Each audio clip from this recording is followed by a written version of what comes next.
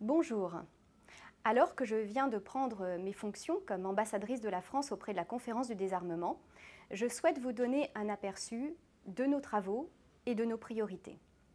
La France attache une grande importance aux enceintes multilatérales du désarmement, de maîtrise des armements et de non-prolifération. Elle y joue un rôle actif.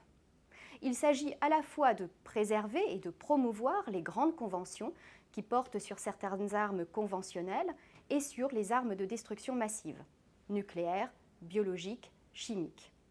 Il s'agit aussi de créer de nouvelles normes de comportement responsable pour réguler de nouveaux domaines dans l'espace, le cyberespace ou encore l'emploi des systèmes d'armes létaux autonomes. Ces travaux se déroulent principalement à Genève et une fois par an, nous nous rendons à New York pour la première commission de l'Assemblée générale des Nations unies qui est dédiée au désarmement et à la sécurité internationale. C'est le cas actuellement. Nous venons d'arriver à New York pour négocier environ 70 résolutions présentées par un grand nombre d'États. Aujourd'hui, nos discussions se déroulent dans le contexte de la guerre d'invasion menée par la Russie contre l'Ukraine.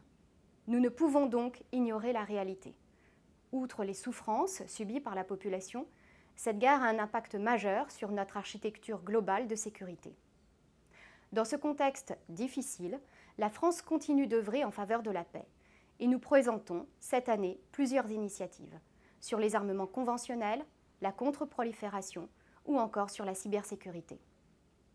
Après cette séquence new-yorkaise, plusieurs échéances rythmeront nos travaux à Genève.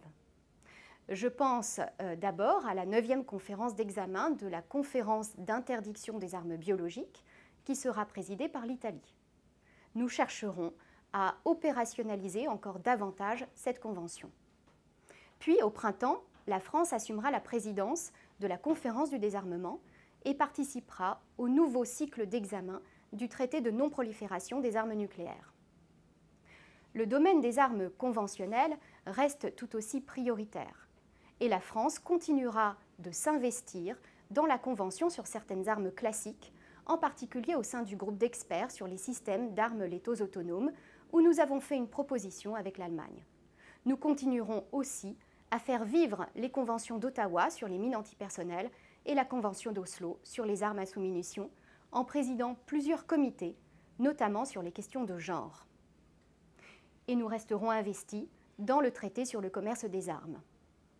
Enfin, je continuerai à m'engager activement pour l'élaboration de normes de comportement responsable dans l'espace. Un programme très riche, donc, de travaux essentiels pour la paix et la sécurité internationale.